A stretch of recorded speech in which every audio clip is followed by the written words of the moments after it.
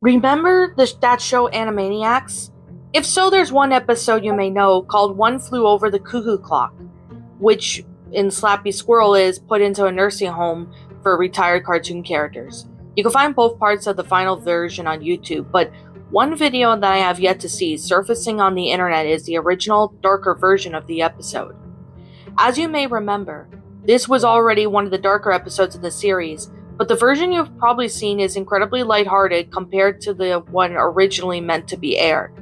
The producers of the show, however, liked the story and decided to clean it up and make it suitable for airing. The original episode as it follows. The episode starts off with Slappy flipping through channels, watching the ridiculous topics of talk shows. The episode continues on as you would see the revised version until Skippy walks into the kitchen to see the toaster smoking. "Aunt Slappy, what are you doing?" he asks her. "Toasting my hat. What else?"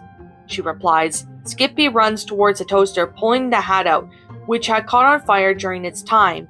In the toaster, Skippy then tries to shake the fire out, but it spread to his fur, and the flames engulfing him as high-pitched screams and the clock saying "Cuckoo" 4 times it rang throughout the treehouse.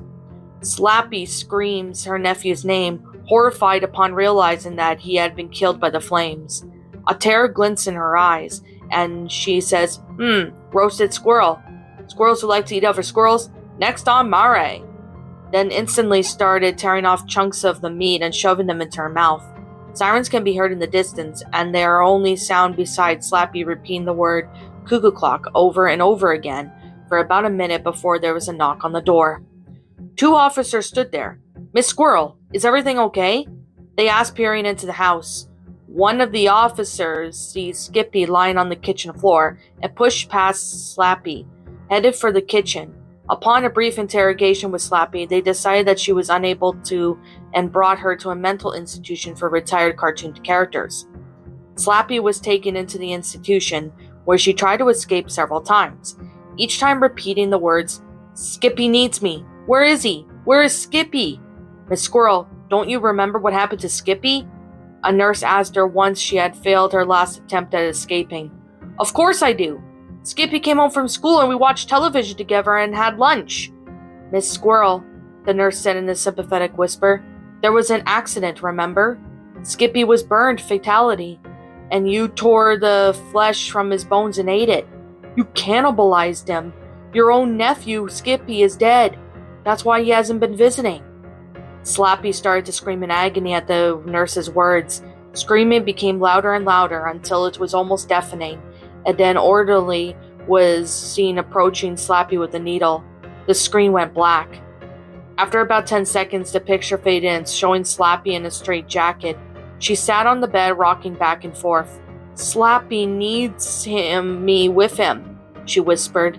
Slappy screamed once more, before brutally beating her head against the wall. The sound grabbed the attention of one of the doctors and came into the room with the nurse who had given Slappy the sedative earlier.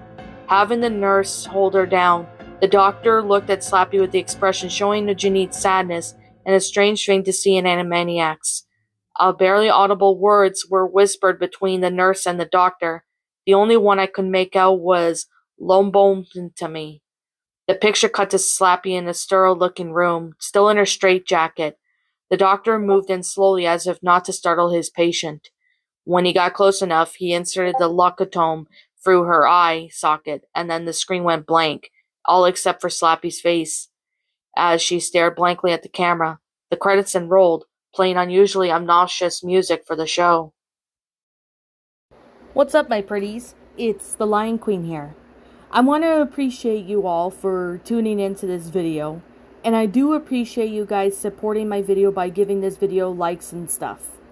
If you really enjoyed this video, be sure to leave a like, comment and subscribe if you're new, ring the bell for notifications to when I upload so that way you guys will get updated for whenever I upload.